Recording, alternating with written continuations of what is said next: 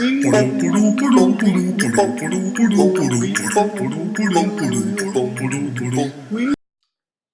bonsoir à toutes et tous. J'aimerais vous parler d'une séance, ou plutôt d'un type de séance. Et comme c'est un type de séance, eh ben, je vais vous en parler en plusieurs vidéos. Sans ça, ça serait un peu trop long. Il n'y a pas longtemps, j'ai travaillé avec une personne sur un départ, et surtout, ce que j'aimerais mettre en exergue dans ces 2-3 vidéos que je vais faire, il n'y en aura pas plus sur le sujet, mais je reviendrai dessus sûrement après. J'aimerais mettre en exergue l'importance d'aller au-delà de la représentation intellectuelle, d'aller dans ce que le corps perçoit, au-delà de ce que les mots peuvent mettre sur les choses, au-delà des étiquettes. Alors, avec cette personne, on a commencé la séance sur un thème précis. Et il faut, pour que vous puissiez comprendre, que je vous expose qu'est-ce que c'est ces croyances, sur des croyances obscures et lumières qu'on va chercher dans notre histoire, au travers du vécu émotionnel parental pendant notre vie intra-utérine et notre conception,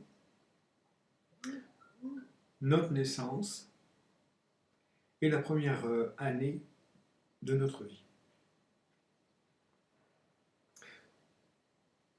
C'est un concept que j'ai trouvé, entre autres, dans la respiration consciente. Alors, dans la respiration consciente, on va chercher des croyances défensives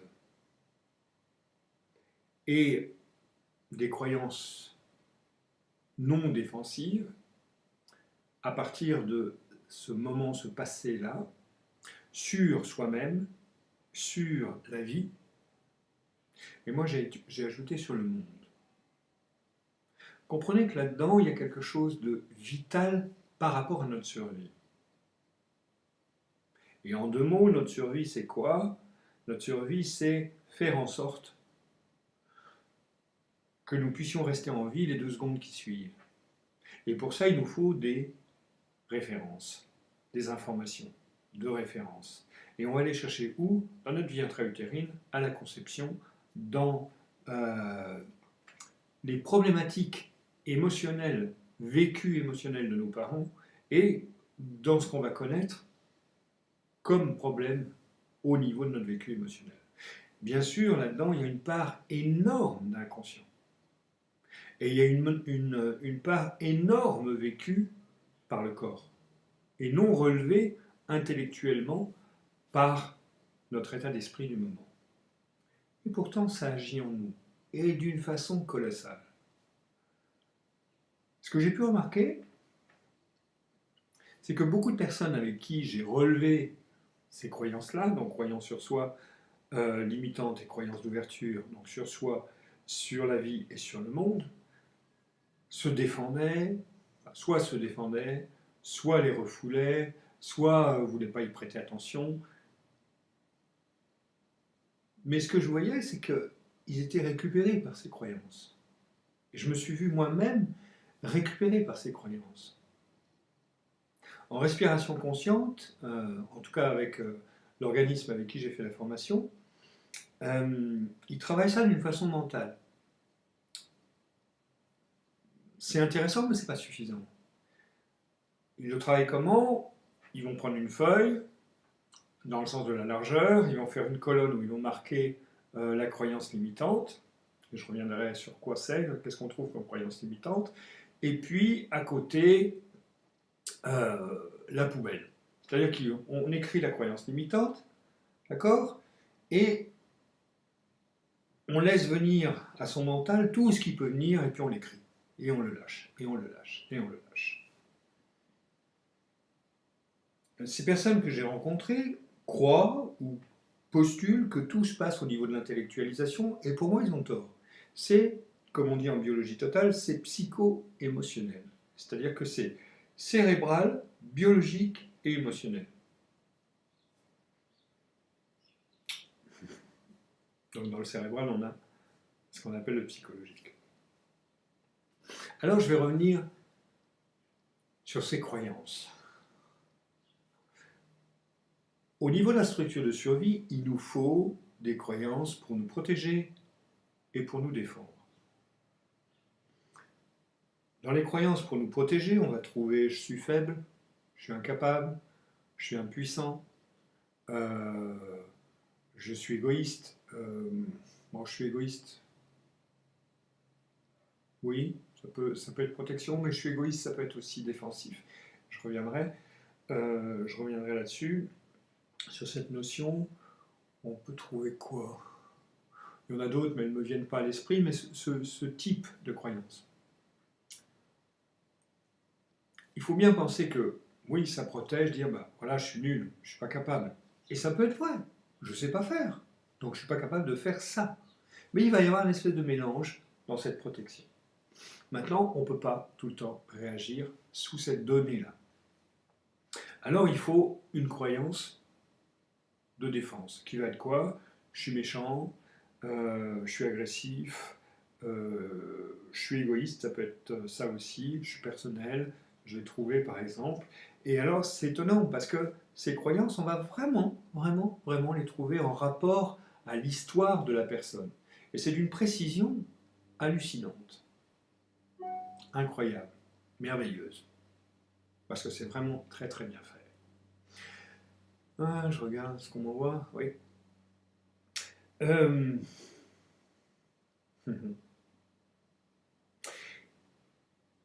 Plus on est dans la survie, plus on est identifié à il faut se défendre. Et la survie, c'est il faut se défendre de ce qui peut m'arriver, et c'est les perceptions que j'ai emmagasinées qui vont m'aider à me défendre, mais c'est aussi l'image que j'ai de moi-même. Et l'image que j'ai de moi-même, elle va avec je suis nul, je suis incapable, je suis impuissant, et je suis agressif, je suis méchant, je suis égoïste, tout ce genre de choses.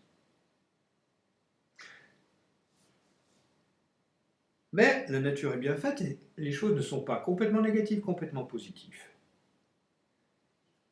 Donc là-dedans, il y a ce que j'appelle moi une croyance lumière, qui peut être je suis unité, je suis justesse, je suis un cadeau, enfin, ça peut être plein de choses suivant l'histoire de la personne. Et encore une fois, alors après, vous pouvez en douter, quand on le voit, quand on rencontre ça, on s'aperçoit de la vérité et de la véracité de la chose. Mais ça programme nos comportements d'une façon, et donc nos vies, d'une façon très très forte.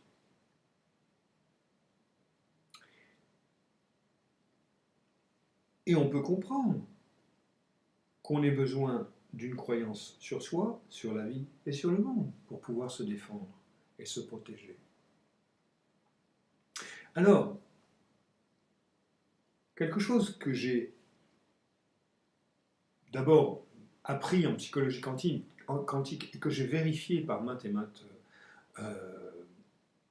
fois et de maintes façons, c'est la chose suivante. À partir du moment où on vit une situation où on est perdu, on est dans une peur de disparaître d'une quelconque façon, on est dans une forme d'impuissance, à cause de ce que nous pouvons percevoir, eh bien à ce moment-là, notre cerveau, à un moment donné, il ne le fait pas forcément au moment de l'expérience, va donner une explication pour soulager la perception.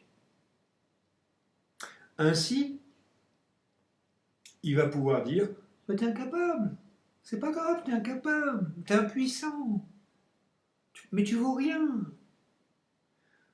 Et là, on va pouvoir se dégager de la perception qui reste. Ne croyez pas qu'elle passe. Le corps l'a enregistrée.